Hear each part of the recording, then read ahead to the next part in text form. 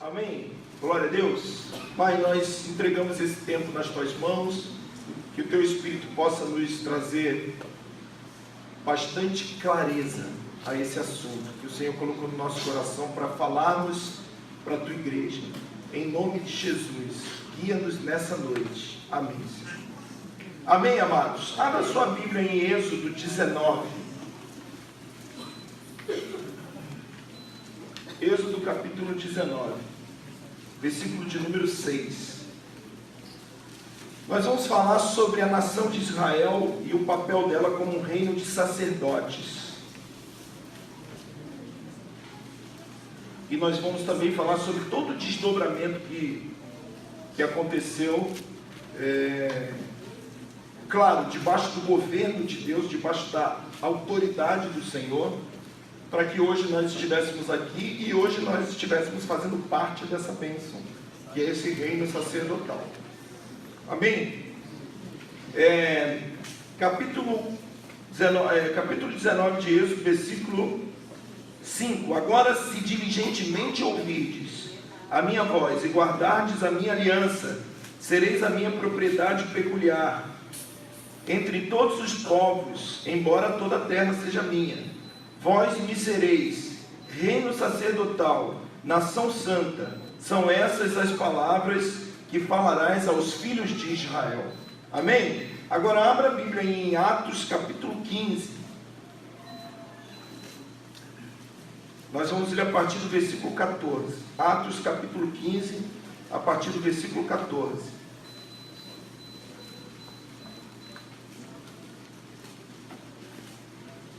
Simão contou como primeiramente Deus visitou os gentios para tomar dentre eles um povo para o seu nome. E com isso concordam as palavras dos profetas, como está escrito: depois disso voltarei, reconstruirei o tabernáculo de Davi que está caído, levantá-lo-ei das suas ruínas e voltarei a construí-lo, para que o restante dos homens busque ao Senhor, sim, todos os gentios sobre os quais o meu nome é invocado, diz o Senhor que faz todas as coisas. Aleluia! Por último, pelo menos por hora, 1 Coríntios capítulo 10, versículo 32.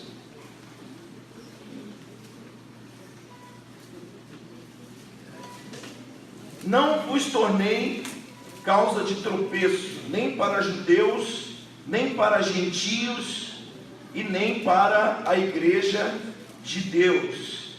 Amém, irmãos? Glória a Deus.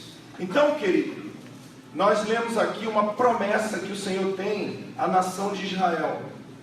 O Senhor diz que essa nação de Israel seria uma nação especial de todas as nações da terra. O Senhor chama isso de reino sacerdotal. Através dessa nação de Israel, o Senhor vai, ou pelo menos esse é o plano, alcançar todas as nações da terra, a fim de que todas as nações da terra o adorem e o conheçam. Mas os irmãos sabem que Israel, quando Jesus veio, ele não aceitou o Senhor, né? Então é um mistério. Será que Deus desistiu de Israel? Como prega a teologia da substituição, que diz que a igreja agora é o novo Israel de Deus? Será que Israel é uma nação como qualquer outra? E aí nós temos visto todo mundo, né? A mídia, os incautos, de maneira ignorante ou de maneira proposital, pregar contra Israel. Então a gente precisa entender isso como igreja do Senhor. Esse é um assunto muito importante para que a gente entenda. A igreja do Senhor precisa se ocupar, meus irmãos, em assuntos que estão no coração de Deus. Durante muito tempo nós estamos preocupados e envolvidos em assuntos irrelevantes, em coisas que Deus não mandou a gente se meter. E por causa disso a gente não tem tido tempo, não tem tido mentalidade, não tem tido nem saúde para poder entrar em assuntos que o Senhor tem chamado cada um de nós para entender. Existem assuntos profundos da palavra de Deus, e a nossa oração e o nosso sentimento é que nesses últimos dias que nós estamos vivendo, o Senhor está despertando a sua igreja para conversar sério com ela. Amém, amados? Então que nós possamos ser aquele povo que deseja conhecer os mistérios do Senhor. A Bíblia fala muito claramente que as coisas que o olho não viu e o ouvido não ouviu são as que Deus tem preparado para todos aqueles que o amam. Amém? Mas também diz: e essas coisas que o olho não viu, o ouvido não ouviu e o coração nenhum sentiu, são as coisas que Deus tem nos preparado, mas que são reveladas pelo Espírito, porque só o Espírito penetra todas as coisas. Um homem cheio do Espírito, uma mulher cheia do Espírito é alguém que ama a palavra de Deus. Um homem cheio do Espírito, uma mulher cheia do Espírito é alguém que entende os preceitos do Senhor e entende o plano do Senhor sobre essa terra. Hoje, infelizmente, irmãos, se nós perguntarmos, a grande maioria de nós não saberia responder qual é o plano de Deus para essa terra. Qual é o plano de Deus para esse planeta, para essas pessoas. Muitos acham que o plano do Senhor é cuidar só de nós, é trazer uma bênção aqui, uma bênção ali. Mas eu quero te dizer que Deus tem um plano infinitamente maior. Amém? E que nós possamos entender esse plano. Então Atos capítulo 15 vai falar um pouquinho desse plano. E Deus vai trabalhar buscando dos gentios um povo, restaurando dos gentios, trazendo do meio dos gentios um povo, para chamar esse povo pelo seu nome. E que depois de fazer isso, ele volta e restabelece o tabernáculo de Davi, que está em ruínas, que está caído. Para quê? Com um objetivo: para que todas as nações o conheçam. Amém, amados? Agora, muitos de nós passamos por esse versículo e não entendemos, porque a gente não sabe quem é esse povo que está vindo dos gentios, a gente não sabe o que é ou o que é o tabernáculo de Davi que está caído, e a gente também não sabe que Deus tem um plano para todas as nações da terra, né? Então, aquilo que nós aprendemos de que Deus está escolhendo um povo e vai eleger esse povo, e esse povo vai para o céu e o resto vai tudo para o inferno e tudo vai acabar, isso não está escrito na Bíblia. Existe um plano de Deus, e a gente fala que é a manifestação do reino de Deus nessa terra, e que nós como igreja precisamos entender isso, primeiro para nós, para que tudo isso faça sentido. Amém, amados? Nós vamos ter muita dificuldade de suportar os tempos que virão, que já estão vindo sobre a terra, tempos de tribulação, tempos de governo de anticristo, tempos em que pessoas apostatarão da fé, se afastarão do Senhor, tempo em que a igreja vai estar correndo atrás de prosperidade, de coisas que agradam a sua própria alma, e você sabe que esse tempo já chegou. Isso não é do futuro, irmãos. Pessoas já estão morrendo hoje por crerem em Jesus, já estão literalmente sendo degoladas, como diz Apocalipse capítulo 20, versículo 4, versículos 5 e 6. Pessoas já estão sendo degoladas de verdade, perseguidas por causa do amor de Jesus. Talvez na nossa realidade brasileira a gente não tenha a mínima noção do que acontece, mas vai para o Oriente Médio, vai viver lá, e você vai ver o que já está acontecendo com os cristãos hoje. Vai para o norte da África, onde a religião muçulmana domina, né? Então o diabo não quer que nós saibamos disso, irmãos. O inimigo não quer que nós entendamos os planos de Deus. Então que nós possamos entender como igreja que nós estamos sendo chamados para conversar sobre coisas sérias. Amém, amado? Amém. Glória a Deus. E se Deus está nos permitindo isso, é sinal de que Ele confia em nós, né? E se Deus está colocando no nosso coração falar essas coisas, é sinal de que existe um povo adulto, maduro, para ouvir essas coisas. Nós vamos falar de coisas difíceis de entender aqui. E por isso que vai ser importante depois você estudar isso com calma. Bem, que reino sacerdotal é esse? Que nação de Israel é essa? Qual é o plano do Senhor sobre isso? Primeiro a gente precisa começar a traçar algumas coisas interessantes. Abra sua Bíblia em Deuteronômio capítulo 32, versículo 8. Nós vamos ler muito a Bíblia hoje. Deuteronômio 32, 8. O irmão vai colocar aqui na frente também. E você vai anotando aí na tua Bíblia, para que pelo menos os versículos você anote, porque depois você pode ler em casa. Deuteronômio 32, 8. Quando o Altíssimo distribuía as heranças às nações, quando separava os filhos dos homens, fixou os limites dos povos, segundo o número dos filhos de Israel. Vou repetir. Quando o Altíssimo distribuía as heranças às nações, quando separava os filhos dos homens, fixou os limites dos povos, segundo o número dos filhos de Israel. O que isso significa? Se você passa por esse versículo e alguém pede para você interpretá-lo, o que você falaria? Que número de filhos de Israel é esse? Que divisão de nações é essa? Quando é afinal que o Senhor separou o mundo entre nações, fixando os limites de cada povo? Gênesis capítulo 10, abra para mim, por favor. Gênesis capítulo 10 é o que a gente chama de Tábua das Nações.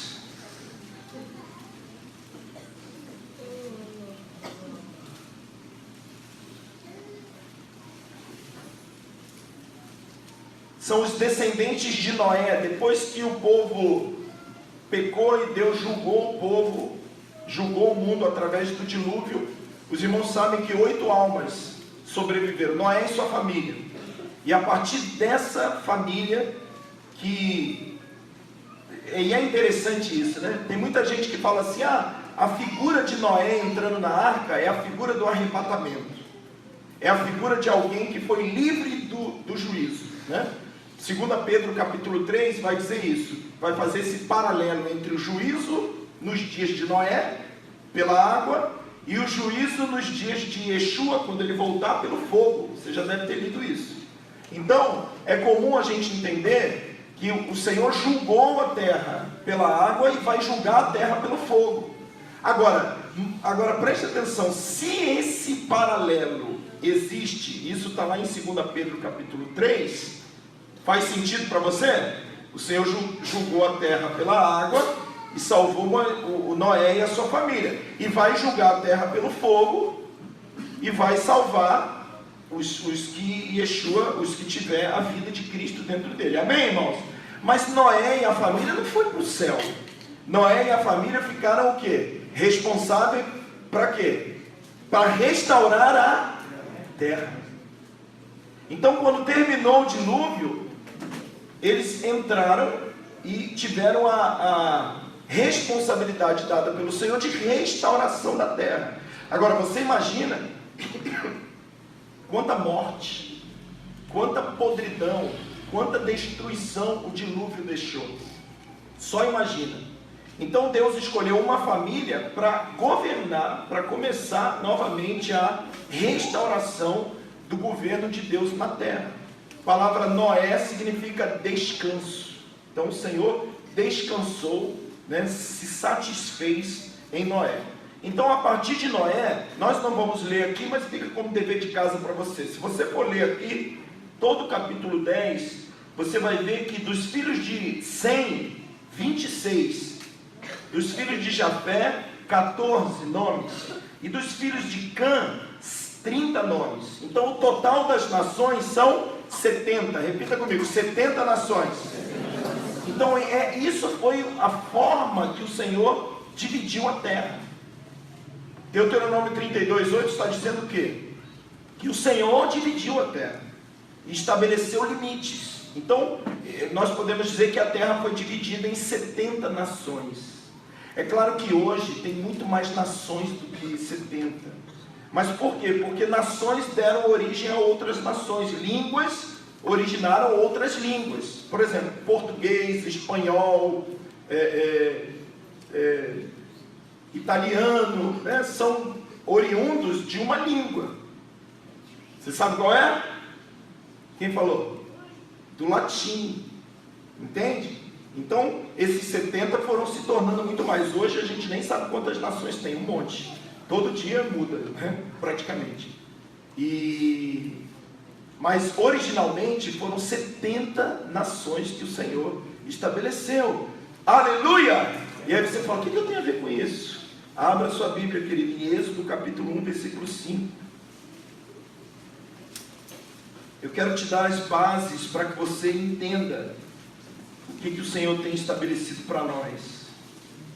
Êxodo capítulo 1, versículo 5, e tem um outro versículo aqui, que é Gênesis 46, versículo 27. Vamos ler Êxodo 1, 5. Todas as pessoas, pois, que descenderam de Jacó foram 70. José já estava no Egito. Gênesis 46, 27. Com os 2 filhos de José que lhe nasceram no Egito, todas as pessoas da casa de Jacó que vieram para o Egito foram 70. Então, é claro que eu não quero que você pense que depois desses 70 Deus dividiu, porque aqui nós estamos num tempo cronológico, né? É claro que Gênesis 10 vem muito antes de Êxodo 1. Está entendendo, irmão? Mas é claro também que para Deus não existe tempo cronológico, Ele está num tempo eterno. Ele está numa dimensão que não se pode medir. O que é, como diz Eclesiastes, já foi. E o que será? Também já foi. Amém? Então Deus olha tudo, como se tudo já tivesse passado. Como se tudo fosse de uma forma linear, né? O tempo para Deus é diferente do nosso tempo. No céu não há segunda-feira, terça-feira, quarta-feira, mês que vem, ano que vem. Não tem isso. No céu, tudo já está feito. Aleluia! Você lembra da visão de Isaías? Eu que viu os serafins voando, e o que os serafins diziam? Toda a terra está cheia da sua glória. Por quê? Porque no céu já está feito. Aleluia! No céu já está tudo pronto, só está esperando um tempo para que se manifeste na terra aquilo que é no céu. E a gente vive cantando isso aqui, que o reino venha e que o céu invada a terra. Aleluia, querido. Então isso é maravilhoso, saber que Deus já fez tudo, Deus já está tudo sob controle, que nada precisa ser feito, já está tudo organizado. A gente só precisa entender os planos de Deus para poder seguir. Você não vai conseguir sair daqui e ir para um lugar que você não conhece se você não seguir as placas, se você não tiver um bom GPS, né? E a gente tem o nosso GPS aqui. Alguns sabem usar? Ou de qual GPS que eu estou falando? O que você acha? A Bíblia, querido. Alguns sabem usar, outros não. Outros deixam empoeirado, outros usam o GPS só para pegar a bênção para eles. Como você usa eu não sei, mas que Deus colocou tudo nesse livro aqui, que há mais de 2000 anos é o livro mais lido de toda a história da humanidade. Não sai de moda, amém? Ninguém consegue destruir esse livro, traduzido para um monte de língua. Por quê? Porque Deus escreveu esse livro. Então eu acho melhor a gente dar valor a esse livro, né? A igreja não tem dado valor ao livro, querido. É impressionante a forma como a igreja do Senhor se entretém com um monte de coisa e tem negligenciado o GPS, né? Eles dizem, eu não preciso, mas como não? Você está fazendo uma viagem para a eternidade. Aleluia! E se você não tiver bem claro aonde você está indo, você vai se perder. Muitos da igreja vão se perder. Então, você entendeu até aqui? Agora você entendeu esse versículo, né? Quando o Altíssimo dividia as nações, quando estabelecia o limite dos povos, fez com base nos números dos filhos de Israel. O número que entrou foi 70, e as nações também têm de número 70. Amém? Isso quando estavam entrando para o Egito. Agora vamos ver quando estava saindo. Êxodo 15, 27. Deus me chamou a atenção para esse texto outro dia, eu achei muito interessante. Olha que coisa linda, irmãos. Nós estamos vendo o Senhor estabelecendo o número das nações através do número de pessoas que entraram no Egito. Agora nós vamos ver a figura do que é uma nação sacerdotal e do que é um reino sacerdotal e do que são nações que dependem desse reino para estarem vivas. Olha o que diz Êxodo 15, versículo 27. Então chegaram a Elim.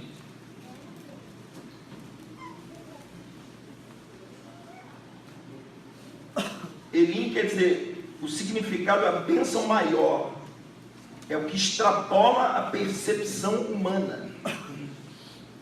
Algo como o que o olho não viu, o que o ouvido não ouviu e que não penetrou o coração de homem algum. Amém? Onde havia 12 fontes de água e 70 palmeiras, e se acamparam junto das águas. Aleluia! Então preste atenção, eles entram no Egito, você já entendeu isso. Agora eles estão saindo do Egito em direção à terra prometida. A jornada de Israel está começando. E aonde que eles se acampam? No lugar onde tinha 12 fontes de água e 70 palmeiras. Pense comigo, qual é a razão das palmeiras estarem vivas? A fonte das águas. Deus estabeleceu a nação de Israel para que todas as nações da terra possam ser abençoadas. Você pode dizer aleluia para isso, irmão? Amém? E o que o diabo faz? O diabo faz com que as próprias nações da terra, que não têm a mínima noção do que estão acontecendo, acusem e tentem maltratar Israel. Mas mal sabem ela que, se por acaso o Senhor permitisse que Israel fosse destruído, seria a própria destruição de todas as nações da terra. Pela misericórdia do Senhor, o Senhor tem estabelecido um plano, conforme nós lemos em Atos capítulo 15, versículo 14 em diante. Nos gentios eu vou buscar um povo, para chamar esse povo pelo meu nome. Aleluia! Depois eu volto, restauro o tabernáculo de Davi que está caído, a fim de que todas as nações, todos os gentios, você reparou? 3: igreja, judeus e nações. Como diz 1 Coríntios 10, 32, a forma como que Deus vê o mundo caído. Então Deus está organizando o que está bagunçado.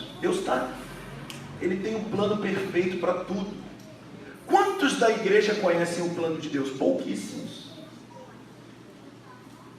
Na época de Davi, só Davi, achei a Davi, homem segundo o meu coração, que pensa como eu, que sente o que eu sinto, e por causa disso eu vou estabelecer segredos com ele. Na época de Abraão, ocultarei eu a Abraão aquilo que eu tenho feito?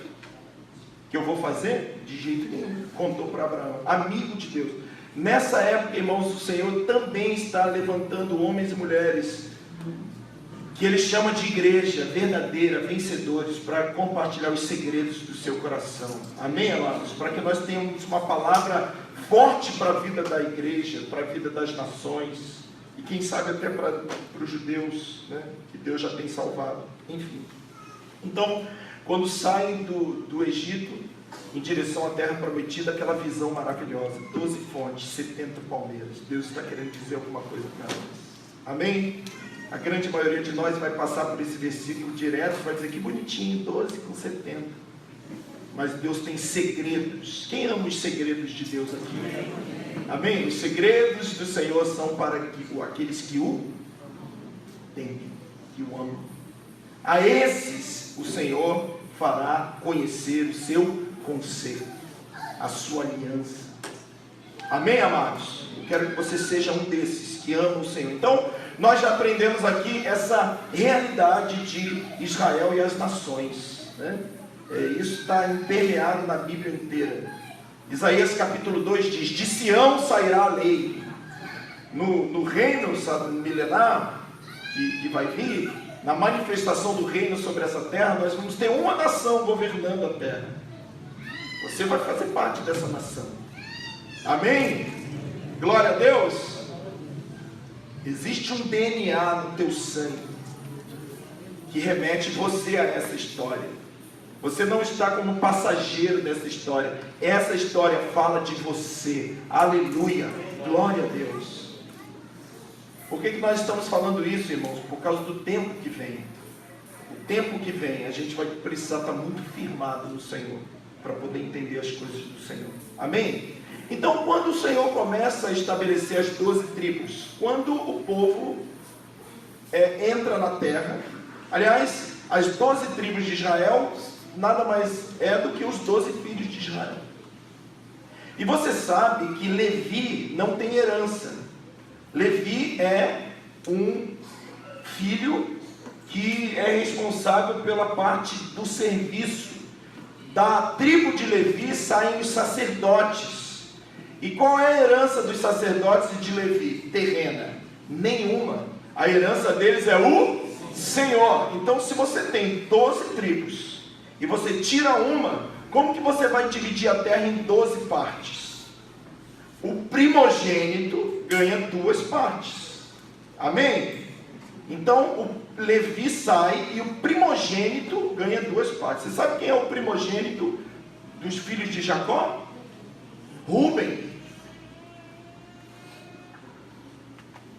Mas você também deve saber que ele perdeu o direito da primogenitura porque deitou com a mulher do seu pai. Amém? Amém. E não sei nada disso. Tá bravo para você, querido. Tá complicado. Mas ainda dá tempo. Aleluia. Vire para o seu irmão e fala assim: ainda dá tempo. Ainda dá tempo da gente ler a Bíblia. Ainda dá tempo da gente mergulhar nesse segredo, né? Se você está interessado, ainda dá tempo. Então, Rúben peca, erra. E o Jacó deixou passar, fingiu que nem aconteceu. Na hora de dar a bênção, ele falou: Rúben, perdeu. Por que você fez isso, isso, isso? Então, quem ganhou a primogenitura no lugar de Rúben? José. Amém? E José tem 2 filhos. Qual o nome dos filhos de José? O mais velho chama Manassés. Vire para o seu irmão e fala assim: eu falei sério quando eu disse que ainda dá tempo.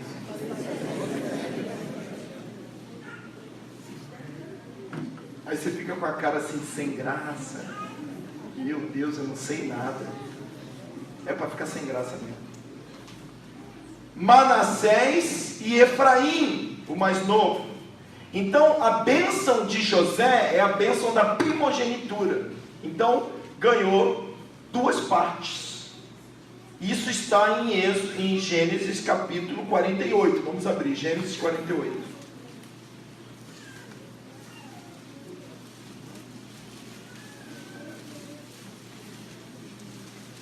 Queridos, acabou. Escute uma coisa: o tempo agora, em todo o mundo, escute o que eu vou dizer, não é mais o da igreja que fica: me dá minha bênção para depois subir, traz minha vitória. Deus está despertando a igreja no mundo. Eu te digo isso porque eu rodo alguns lugares, para entendimento da palavra. Por quê? Porque o Senhor está voltando.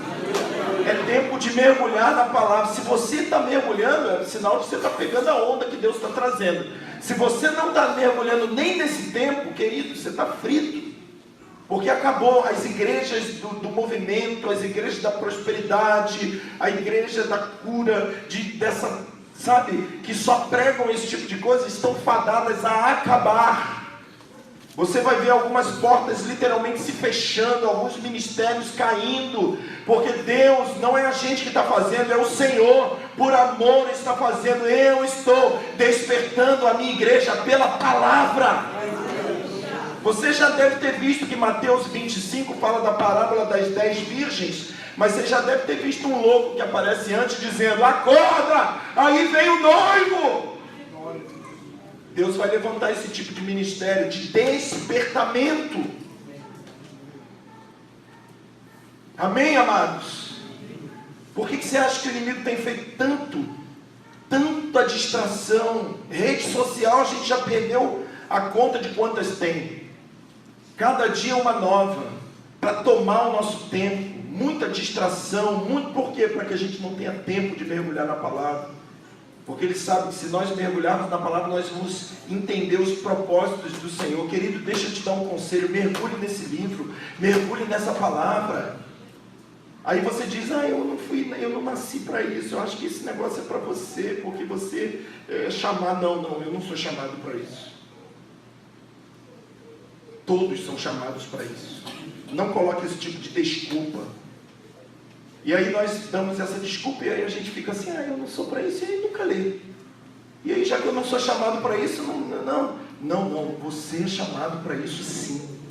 É para isso que reuniões como essa servem, para despertar em você, para poder te dar uma direção, e você está com a caneta aí anotando um monte de coisa, para que amanhã você tenha um bom dever de casa para fazer.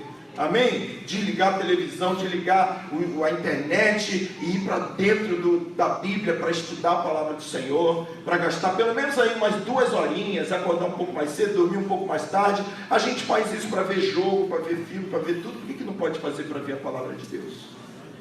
Né? E você está dizendo na tua mente, amanhã eu vou fazer isso, prometo. Só que você já fez essa promessa semana passada, semana retrasada, e há 200 anos atrás. E a pergunta é, quando é que essa promessa vai virar realidade? Amém? Vou gravar a sua cara assim, botar depois uma foto, falar aqui, olha a sua cara, olha a sua face quando eu estava falando de Bíblia. De tristeza. Agora vai falar de vitória aqui. De anjo pulando aqui, com bola de fogo, com envelope caindo, com chave de carro entregando. Duvido que você estava com essa cara aí. Você estava assim, que hora que vai chegar o meu?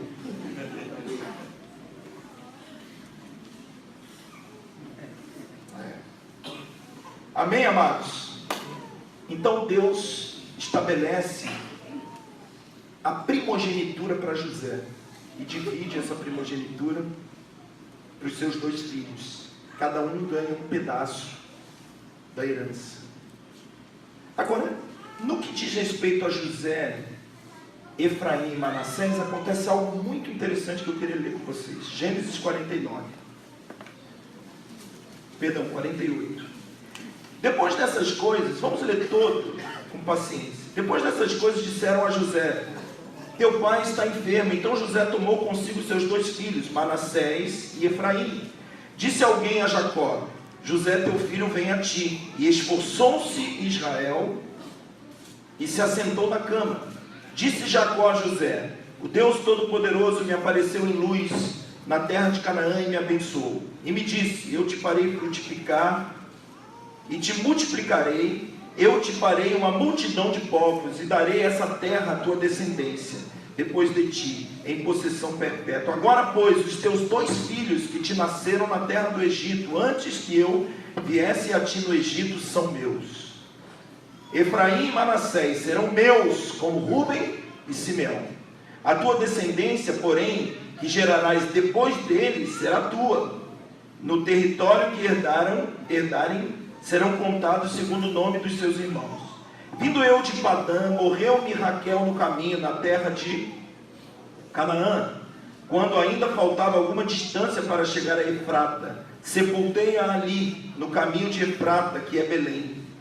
Vendo Israel os filhos de José, perguntou, quem são esses? José disse a seu pai, eles são meus filhos, que Deus me deu aqui. Continuou Israel, traze-os aqui, peço-te, para que os abençoe. Ora, os filhos de Israel já se tinham escurecido por causa da velhice, os olhos de Israel já se tinham escurecido por causa da velhice, de modo que não podia ver. José, pois, fê-los chegar a ele, seu pai, os beijou e os abraçou. Então disse Israel a José, eu não esperava ver o teu rosto de novo, e agora Deus me fez ver também a tua descendência. Então José os tirou dos joelhos de seu pai e se inclinou à terra diante dele. Tomou José ambos, presta atenção, a Efraim com a mão direita. Olhe para cá. José está aqui, Jacó está do outro lado. Então, José pegou Efraim e botou a sua mão direita, a mão direita de José. E a esquerda de Israel. Jacó estava do outro lado, então, se você está à mão direita de José, você está à esquerda de Israel. Todo mundo entendeu isso ou não? Amém. Amém. E a Manassés com a mão esquerda, à direita de Israel, e o fez chegar a ele. Então, o que José esperava? Segura um pouquinho. José esperava que Israel colocasse a mão direita na cabeça de Manassés, porque Manassés é o primogênito, e a mão esquerda na cabeça de Efraim, porque Efraim é o segundo. Então, José já deixou, vamos dizer assim, preparado para Jacó, porque Jacó estava velhinho e já não conseguia enxergar direito, segundo a palavra de Deus.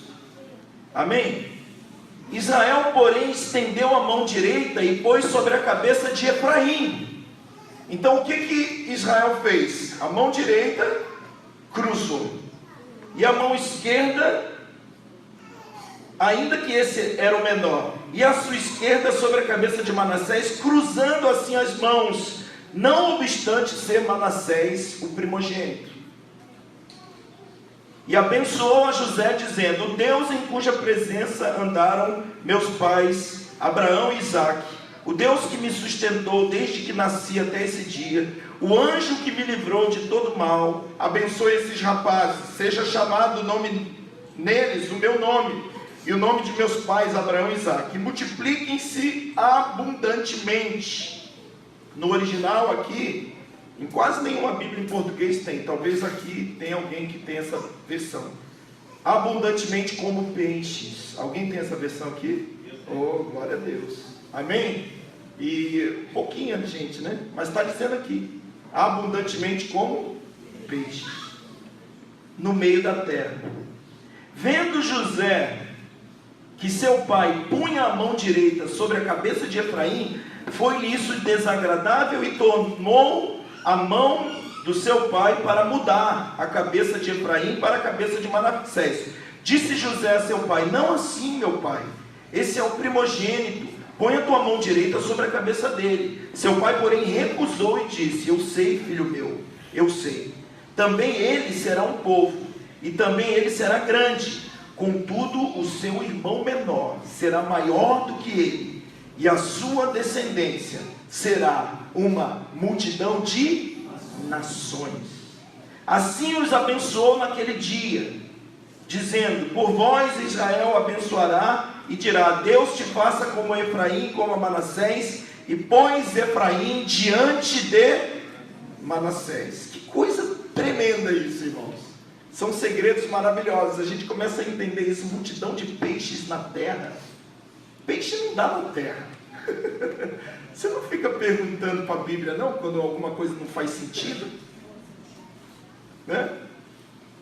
Mas quando eu lembro de peixes na terra, eu lembro de Jesus falando para Pedro: vem, eu te farei pescadores de homens.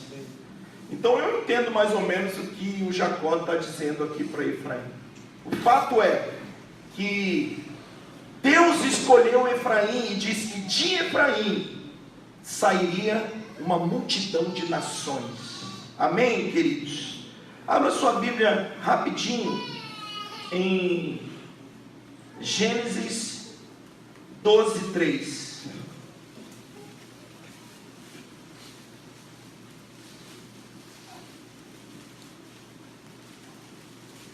O chamado de Abraão.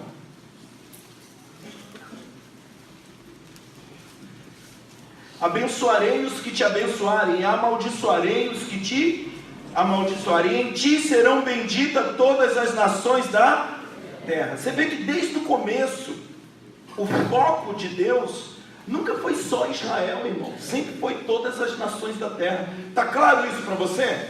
Para mim está muito claro. Abra em Gênesis 17:4.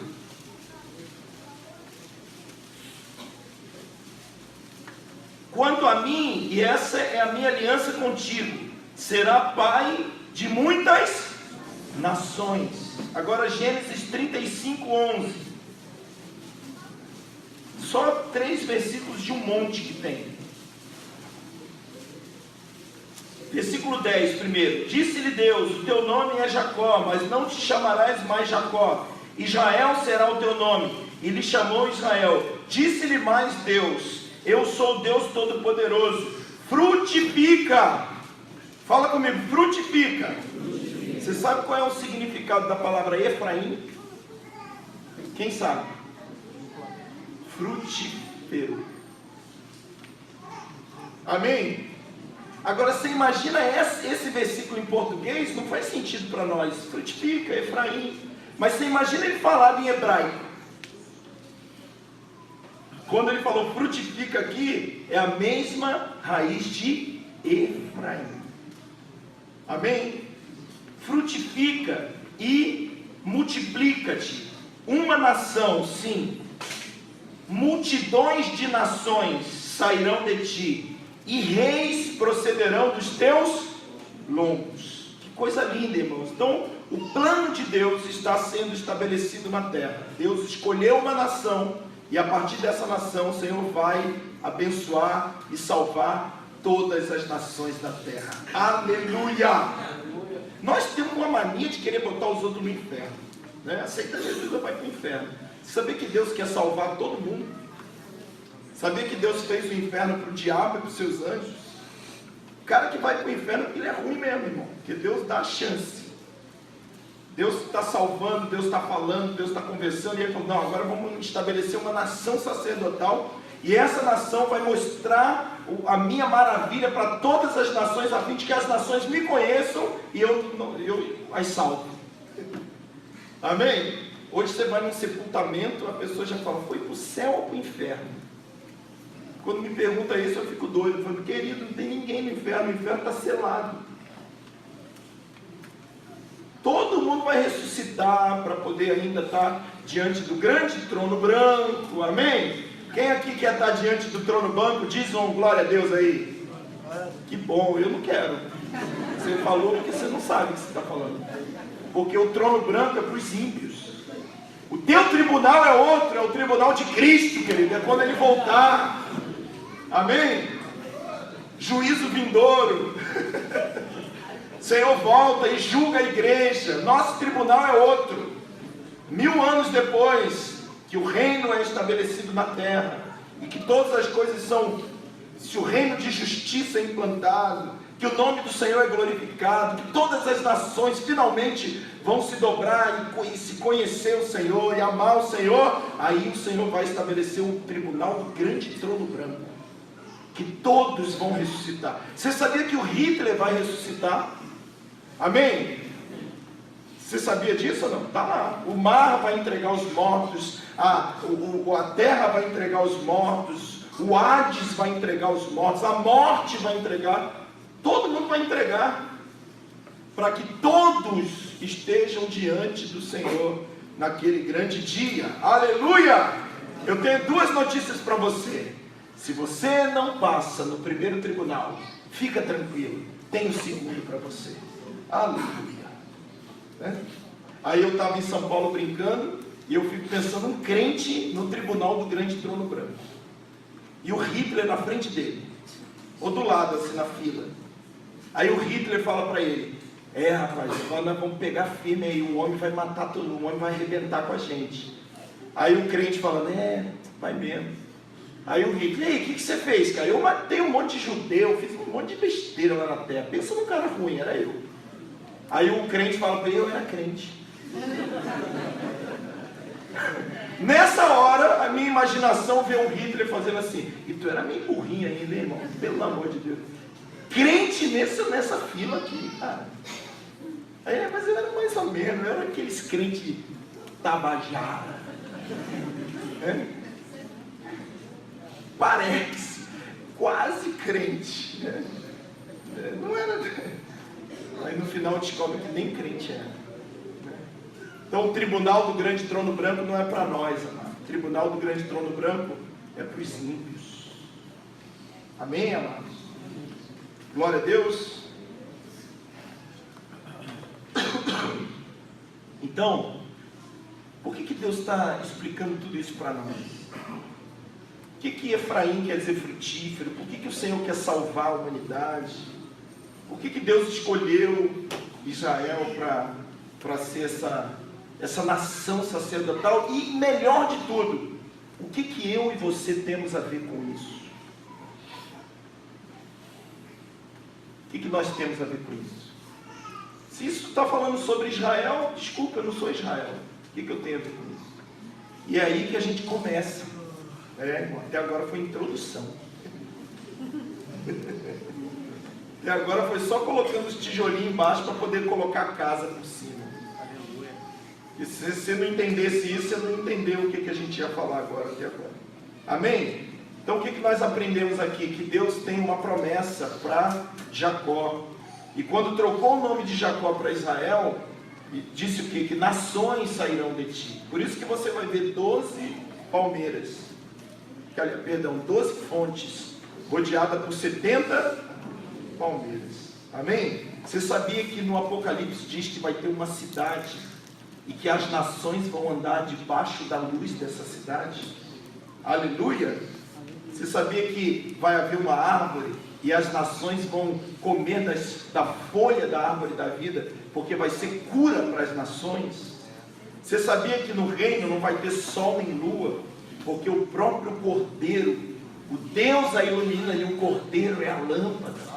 Aleluia, querido! Então tudo isso está sinalizando para o nosso futuro. Amém? Assim como a Nova Jerusalém também tem 12 fundamentos. Você já leu isso? Que são os 12 apóstolos do Cordeiro. 12 portas com 12 pérolas, que são o nome dos 12 filhos de Israel. Aleluia! Está tudo ali. Mas Deus precisava comunicar isso fisicamente para que a gente entendesse as coisas do futuro. E eu quero dizer que essa história que parece que está falando de uma nação distante, tem tudo a ver com você, irmão. Quando Jacó trocou a mão, você não sabe, mas é sobre a mão direita estava em cima da sua cabeça. E nós vamos provar isso na Bíblia, de que ele estava abençoando você. Ele estava abençoando Efraim para que Efraim fosse frutífero e para que hoje nós pudéssemos estar aqui falando desse tipo de coisa, desses mistérios de Deus. Irmão, isso é tão tremendo, que quando você vê o Paulo escrevendo sobre isso em Romanos 9 ao 11, quando ele está quase terminando o capítulo 11, ele diz: ó profundidade das riquezas. A gente canta isso aqui na igreja, repete isso, bota no para-choque do caminhão, porque dele, por ele, para ele, achando que... Mas vai lá, o assunto é a união de Israel como um só povo de novo. Se você olhar e estudar Romanos 9 ao 11, você vai ver que esse êxtase de Paulo quase que saiu de si. Ó profundidade! Quem conheceu a mente do Senhor? Quem foi o seu conselheiro? Quem deu primeiro para ele retribuir-se? Porque dele, por ele, para ele são todas as coisas. A ele a glória eternamente. Aleluia! Quando é que Paulo surtou? Me perdoa a expressão. Quando é que Paulo entrou em êxtase? Foi quando estava falando desse assunto aqui. Amém? Querido, se esse assunto não faz você entrar em êxtase, porque para Paulo fez. Paulo tinha isso na cabeça. Conhecia as profecias do Velho Testamento. Amém? Então, vamos tentar ir aí mais uns 20 minutos. Pode deixar um pouco para a semana que vem. 12 tribos.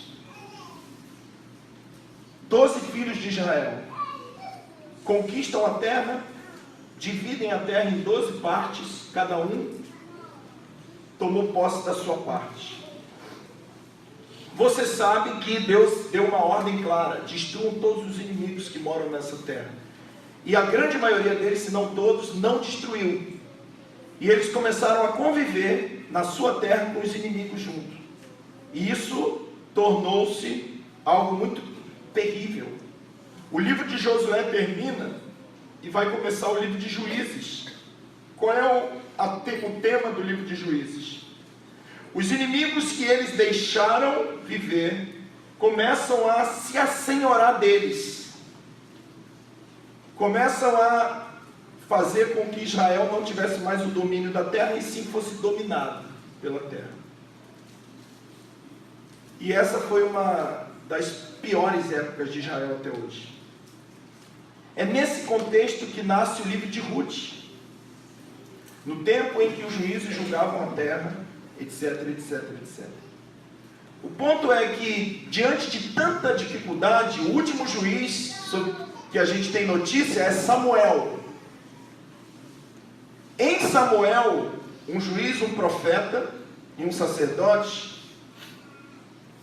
o povo pede um rei, porque queria ser como todas as outras nações. Isso soou mal aos olhos do Senhor. Samuel foi falar com Deus e Deus falou para Samuel: olha, eles não estão rejeitando você, eles estão rejeitando a mim, porque eles não querem que eu reine sobre eles. E Deus deu um rei chamado Saul, que reinou 40 anos. Depois Deus deu um outro rei chamado Davi, que reinou também 40 anos. E depois um outro rei chamado Salomão, que também reinou 40 anos.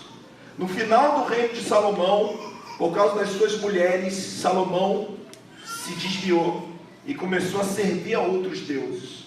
E nos tempos de Salomão, Deus deu uma palavra e disse: eu não vou rasgar o reino na tua mão, por amor a Davi, meu servo, mas eu vou rasgar o reino da mão do teu filho. Salomão teve um filho que se chamou, muitos filhos, mas um deles, Roboão, que foi o rei de Israel depois de Salomão. Nos tempos de Roboão, houve a divisão do reino. 2 tribos ficam com Roboão: Judá e Benjamim.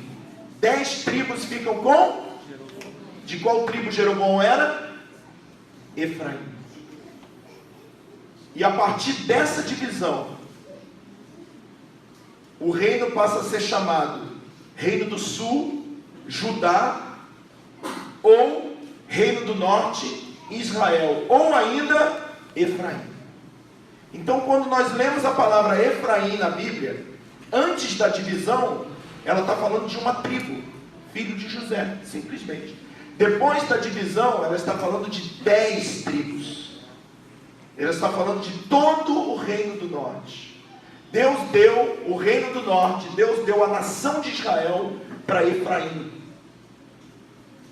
Passa o tempo. O reino do norte, avisado por dezenas de profetas, muitos profetas, dentre eles Jonas, Elias e tantos outros, não consegue se firmar no Senhor. Andam no caminho de Jeroboão, no caminho de Acabe e todos os reis que fizeram o que era mal aos olhos do Senhor. O que aconteceu? Deus levantou uma nação, um reino, os assírios, para que esse reino estivesse vindo e destruindo e espalhando. Diga comigo, espalhando. Todas as 10 tribos, fazendo toda uma dispersão por todo o mundo. Aonde moravam eles, foram trazidos habitantes da Síria. E aonde eles estavam, foram espalhados por todo o mundo. E nunca mais se ouviu falar das 10 tribos de Israel. Passou um pouquinho de tempo, não entendendo o desfecho terrível que aconteceu com Efraim, com o reino do norte, com o reino de Israel. Judá, se você já leu o livro de Reis, você sabe muito bem que ele vai falar de 2 reinos. Judá também não consegue continuar no caminho do Senhor. Ao contrário, sacrificam a outros deuses, etc, etc, etc. Ainda que Deus levantasse profetas para avisar, dentre eles Jeremias e tantos outros.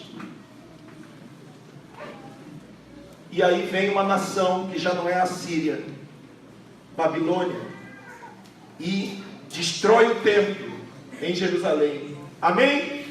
E faz com que eles fossem levados cativos para a Babilônia. Qual é a diferença entre os 2 cativeiros? o cativeiro assírio, a disciplina assíria e a disciplina babilônica. Na Síria, ninguém foi levado para o cativeiro, eles foram dispersos. Na Babilônia, foram levados juntos para a Babilônia. 70 anos estiveram ali e depois retornaram como nação de Judá. Judá, essas duas tribos, Judá e Benjamim, é o que Deus vai chamar de um remanescente que Deus guardou. Então aprenda aqui comigo, de 12 tribos, 10 foram dispersas. 2 tribos Deus guardou como remanescente. Por amor ao meu servo Davi, ele guarda um remanescente. Amém, queridos? Glória a Deus. Abra sua Bíblia em Romanos, capítulo 11, versículo 5. Muitos falam do remanescente de Israel e acham que a Bíblia está falando de um remanescente lá no futuro. Quando Jesus voltar, vai destruir todo mundo, mas ele vai guardar um remanescente de Israel. Mas a Bíblia não fala isso. Olha o que diz Romanos 11, 5. Paulo está explicando isso. O assunto de Paulo é o remanescente de Israel. Ele vai dizer assim, versículo 1: digo, pois, rejeitou Deus o seu povo? De modo nenhum. Também eu sou israelita, da descendência de Abraão, da tribo de Benjamim. Deus não rejeitou o seu povo que antes conheceu. Ou não sabeis o que a Escritura diz de Elias, que clamou a Deus contra Israel: Senhor, mataram os teus profetas, derrubaram os teus altares, só eu sobrei, e buscam tirar minha vida.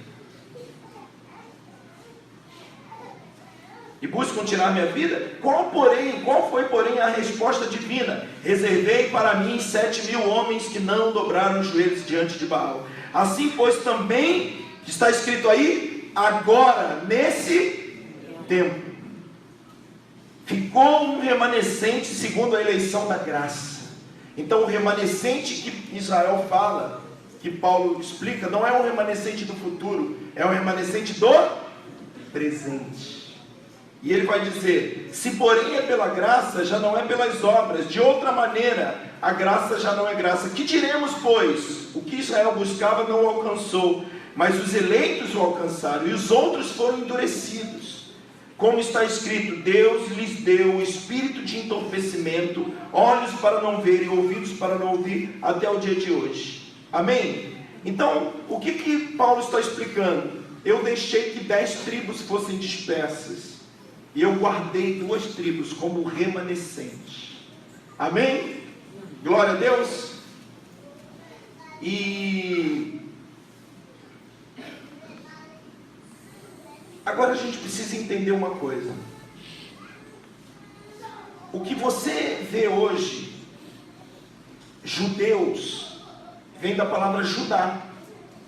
Judeus vem da palavra Judá. Então, os judeus são esse remanescente, mas ainda estão com os olhos fechados. Por quê? Deus está trabalhando nos gentios, que somos nós, para que depois judeus e gentios estejam juntos, debaixo de um único cabeça. Como diz Efésios 2, por exemplo, que ele pegou de 2 povos, quebrou a barreira de inimizade que havia entre eles e fez dos 2 povos um só povo. Você já leu esse texto? Está lá, Efésios capítulo 2. Paulo está explicando isso. Agora, de onde Paulo tira isso? De que Deus vai juntar gentios, que é um sinônimo também do que a gente pode chamar de nações, com os judeus. De onde que Paulo tira isso? Aonde que Paulo quer chegar? E, de novo, o que a gente tem a ver com isso? Abra sua Bíblia em Oséias capítulo 1.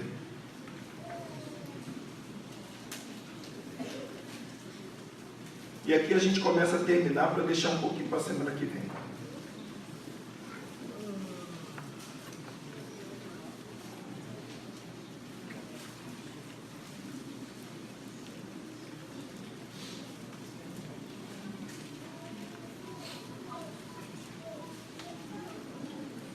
Você vai precisar ler com atenção para entender.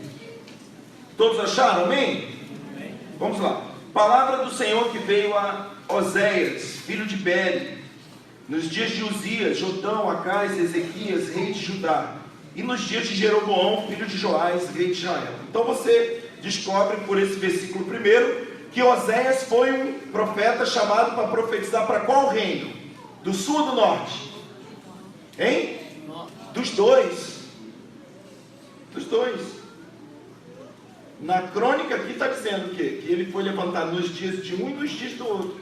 Então Oséias é um profeta que profetiza para os dois reinos, tanto para Efraim quanto para Judá, tanto para o sul quanto para o norte, tanto para Judá quanto para Israel. Amém?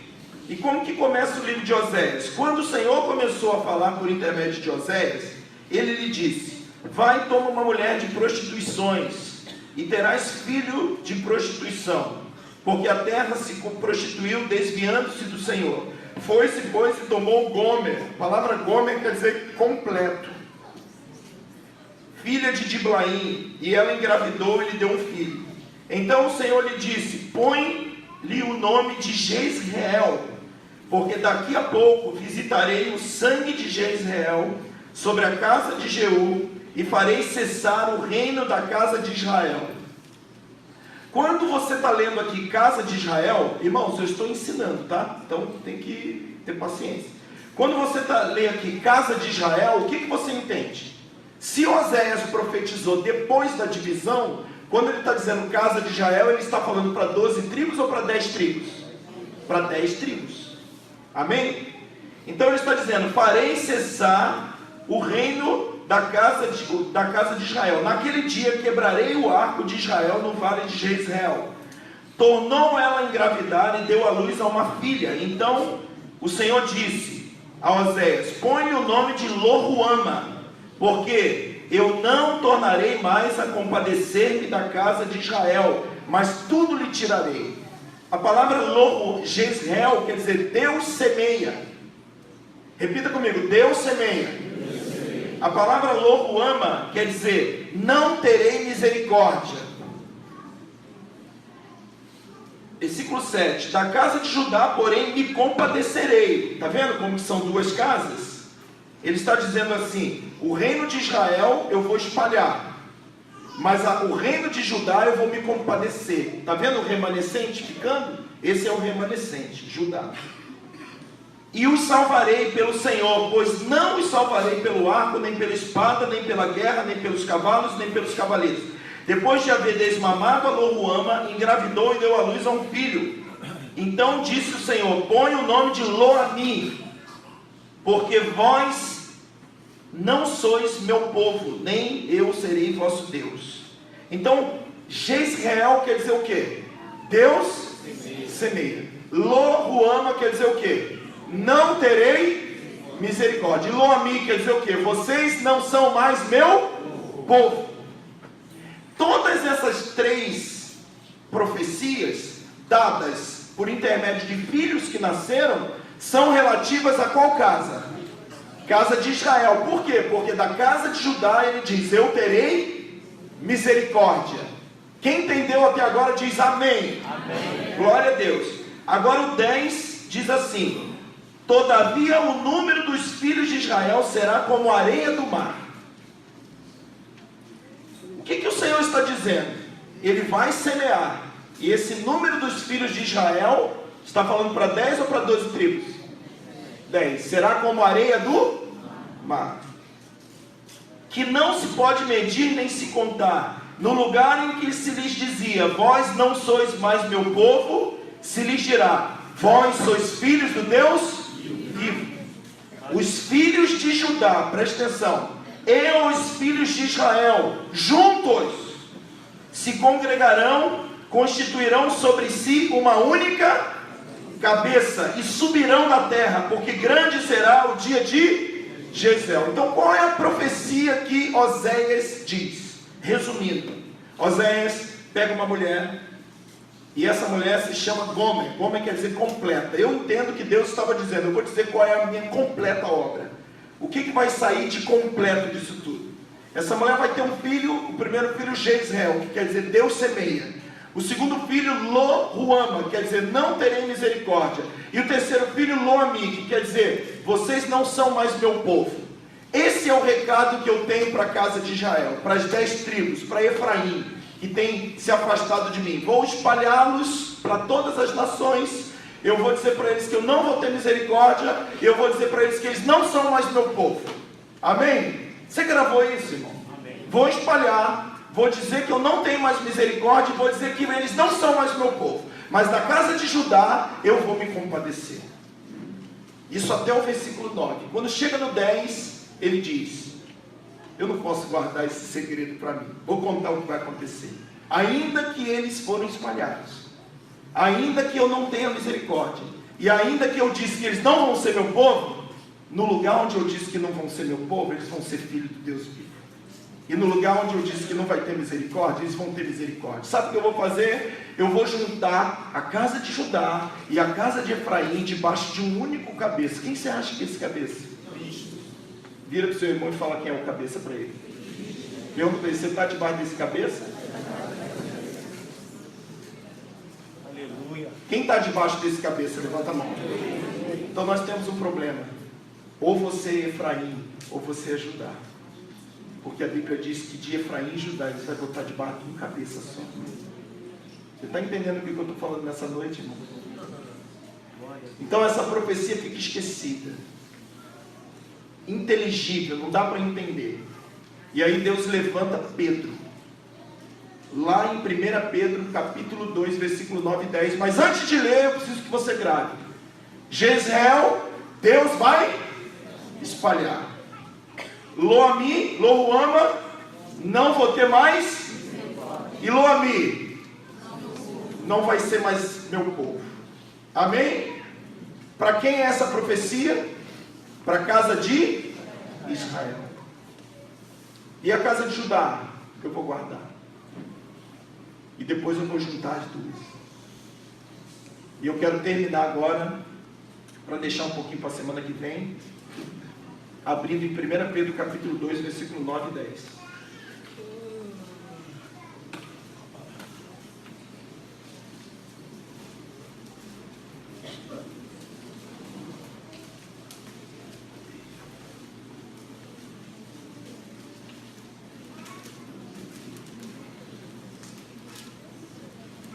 Como que nós começamos essa palavra de hoje dizendo que Israel é um reino? Amém? 1 Pedro capítulo 2, versículo 9. Vós, porém, sois a geração eleita, o sacerdócio real, a nação santa, o povo adquirido, para que anuncieis as grandezas daquele que vos chamou das trevas para a sua maravilhosa. Agora dá uma olhadinha no 10 aí, querido. Antes, vocês não eram povo, mas agora sois povo de Deus. Antes não tinhas alcançado misericórdia, mas agora alcançaste misericórdia. Você entendeu o que eu disse aqui, querido? Você é essa casa de Israel, que Deus, de uma maneira maravilhosa, espalhou as 10 tribos para que hoje nós pudéssemos estar entrando nessa promessa. Você quer outro texto mais claro ainda do que esse? Agora você imagina Pedro falando isso em hebraico. Sabe quais as duas palavras que ele falou? Lo-Ruama e Lo-Ammi. Imediatamente ele lembra e diz: é a profecia de Oséias. Abre em Romanos capítulo 9.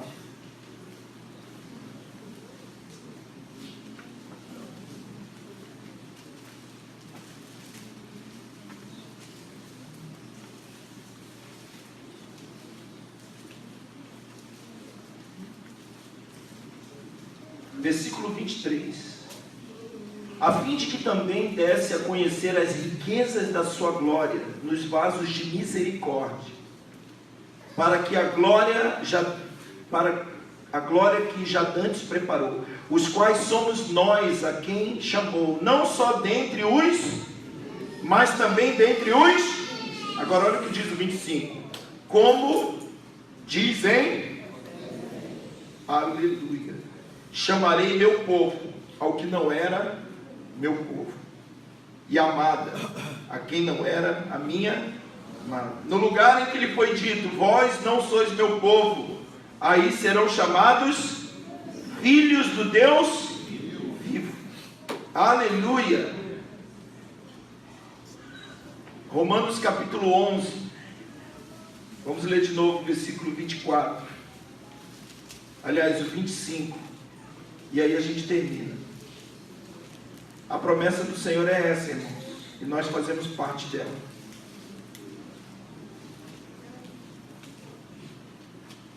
Não quero, irmãos, 25, que ignoreis esse segredo. Diga comigo, segredo. Você acha que Deus dá segredo para qualquer um?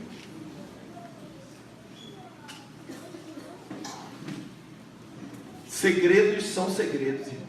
Segredos não são achados em qualquer banca de feira.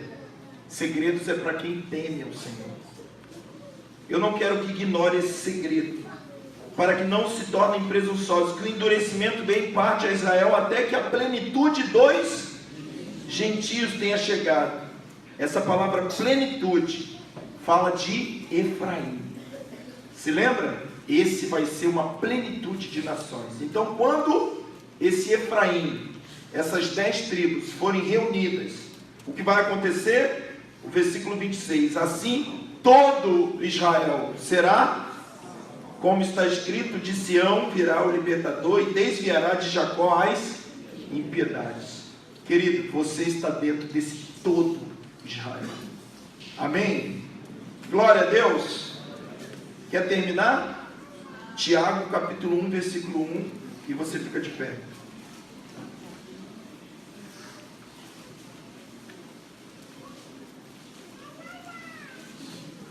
Tiago 1.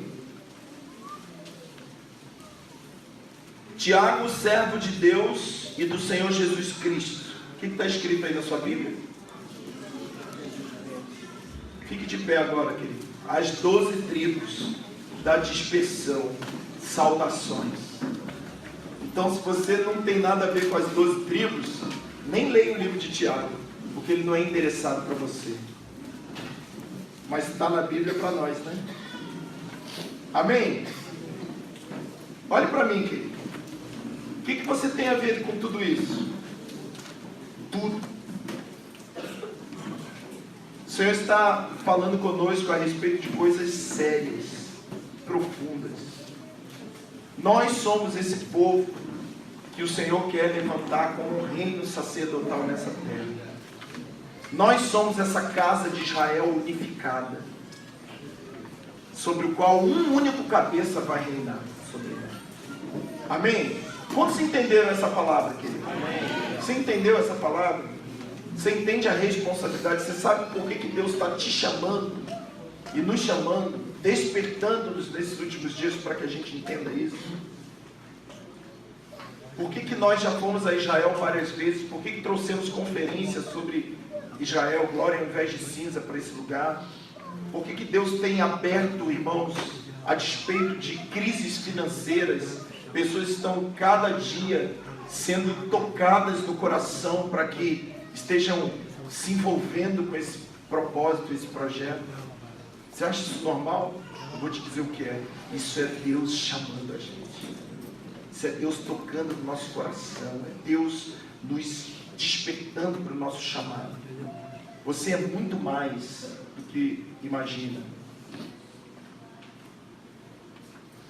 Vamos orar, irmãos?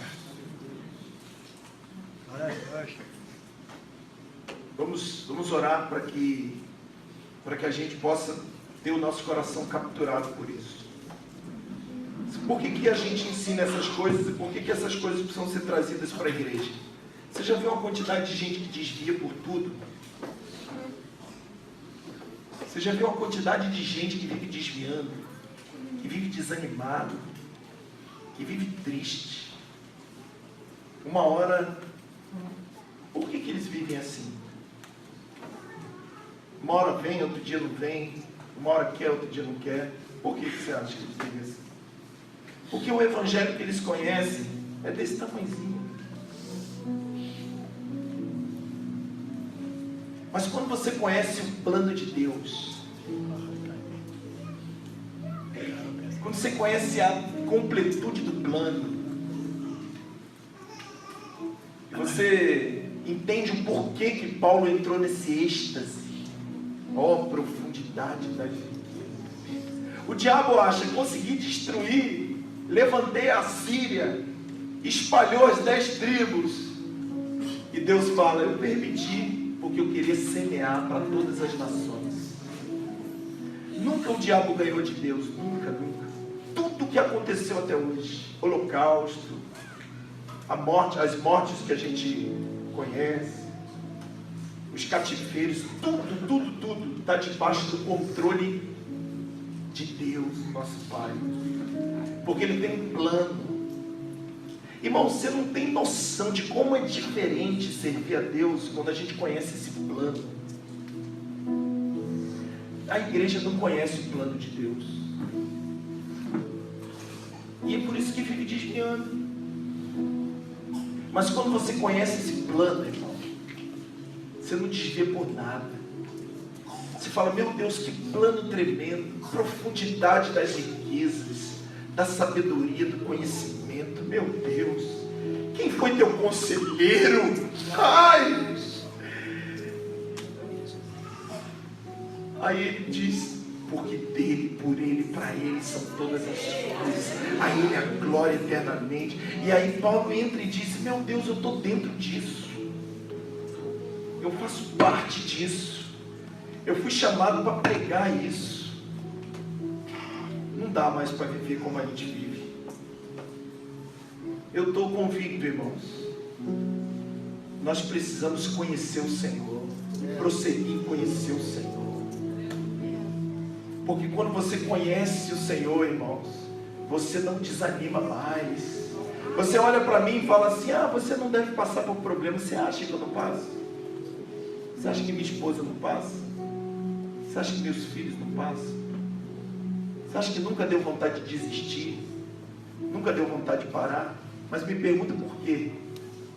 Nunca deu vontade de guardar e deixar, e ser infiel, e viver minha vida, e cuidar de mim? Você acha que não deu? Ficar enfornado dentro de igreja, com compromisso, não pode isso, não pode aquilo. Eu quero aproveitar a vida, eu quero namorar quantos eu puder, eu quero arrebentar nas... Você acha que nunca deu vontade de fazer isso? Eu quero juntar dinheiro, eu quero comprar casa, eu quero ter vida. Você acha que nunca deu vontade? Mas por que a gente não desanima? Porque Deus revelou o plano dele para nós. E aí a gente dobra o joelho e diz, meu Deus, quem foi teu conselheiro? Irmão, eu só desejo que você conheça esse plano. A gente falou em 1 hora aqui. Como você vai falar do plano de Deus em 1 hora? Mas eu tenho certeza que você ouviu um monte de coisa que você nunca ouviu na tua vida. Alguns vão sair daqui desanimados, dizendo, meu Deus, esse negócio é muito grande para a minha cabeça. Mas o Espírito Santo penetra todas as coisas. Não deve ser entendido por aqui não, irmão. Tem que ser entendido por aqui, pelo Espírito. Chega de viver do jeito que muitos vivem, sabe? Nós não temos mais paciência para ficar dizendo, se anima, se alegra. Só isso aqui já é o suficiente para a gente se alegrar. Não precisa de pastor nenhum dizer para você, se alegra, se anime, seja feliz, Deus é bom. Não, irmão, só isso aqui. Quando você olha para isso aqui, um plano de Deus, você começa a molhar as páginas da Bíblia com lágrimas. Você já leu a Bíblia desse jeito? Começando a entrar nisso, dizendo, meu Deus, eu estou aqui. Ele espalhou as tribos, ele deixou que alguém viesse e arrebentasse com tudo, só para que esses israelitas fossem dispersos, e o DNA deles é dentro de mim. Há um DNA de Israel, para que eu pudesse legalmente ser herdeiro da promessa de Êxodo 19:6. Vocês serão para mim uma nação santa, um reino de sacerdotes. Porque Deus não é homem para mentir, e nem filho de homem para se arrepender, irmão. Se Ele disse lá atrás que Israel seria, eu só entro nesse reino se dentro do meu sangue tiver a semente de Abraão. Abraão, você vai ser pai de nações. Jacó, reis sairão do teu lombo. Então deixa espalhar, porque eu vou semear. O que o diabo está dizendo que é a vitória dele, eu estou chamando de semeadura. Vai semear em todas as nações. E um dia, não sei quando, esse DNA entrou em mim. E agora, diante de Deus e diante do inferno, diante de potestade, diante de tudo que é, eu tenho direito de entrar nesse reino. Aleluia! Você que não era povo, vai ser chamado povo de Deus, filho de Deus. Você que não tinha misericórdia, vai alcançar misericórdia. É isso que Pedro diz, é isso que Paulo diz. Paulo é mais enfático ainda, como dizem Oséias. Ei, é de você que Oséias estava falando. Meu Deus do céu, eu não tenho mais tempo para dizer estou desanimado, porque a obra de Deus é muito grande. Sabe o que Ele está fazendo agora? Ele está chamando de volta os seus. Venha, venha. Ninguém consegue mais saber quem é quem, mas Ele sabe. Ele sabe. Os vasos da misericórdia, os vasos de glória, Paulo diz que somos nós. Eu elegi esses vasos, para quê? Para através dele mostrar a minha bondade para todas as nações. E aí eu aprendo que Deus não está me chamando para servi-lo, para fazer bem a mim.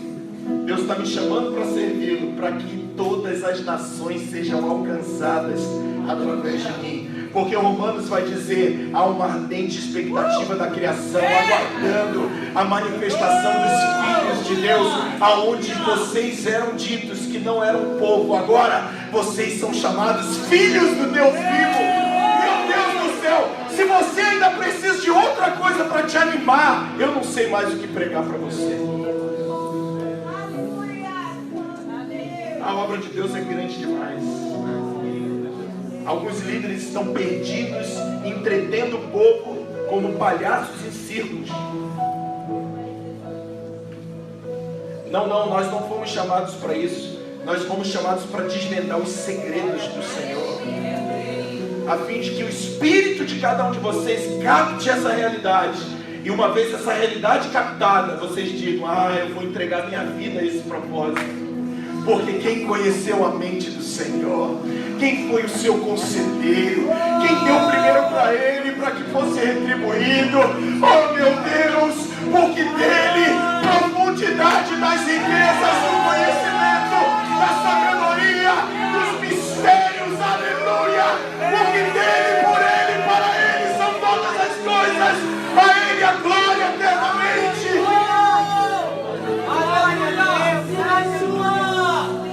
Deus está juntando as suas casas. Ele deixou separar, deixa separar. Está tudo debaixo do meu controle. Deixa separar, vou guardar um remanescente. Vou trazer dos gentios um povo. Vou restaurar o tabernáculo de Davi. E os dois vão estar debaixo de um cabeça. E todas as nações da terra vão me conhecer. E você e eu fazemos parte desse plano. Você está trocando isso por um prato de lentilha. E o livro de Hebreus diz, não seja profano como foi Esaú, que trocou o direito de primogenitura. Deixa eu te dizer uma coisa. Se José é o primogênito, e se Efraim está na frente de Manassés, o primogênito de Israel é Efraim. E nós estamos tendo esse direito de primogenitura. E o livro de Hebreus vai dizer, vocês trocam o direito da primogenitura por um prato de comida, para matar a fome aqui e agora. É de você que ele está falando, que desanima por qualquer coisa, que vive namorando o pecado, namorando a sensualidade. É de você que ele está dizendo. Sabe qual é o meu papel aqui? Te dizer o que você está perdendo. E qual é o teu papel? Decidir se você quer mudar de vida ou se você quer continuar comendo prato de lentilha a vida toda. Esaú, tudo isso aqui, meu pai, tudo isso aqui era para Esaú. Esaú vendeu por um direito de primogenitura para Jacó. Feche seus olhos.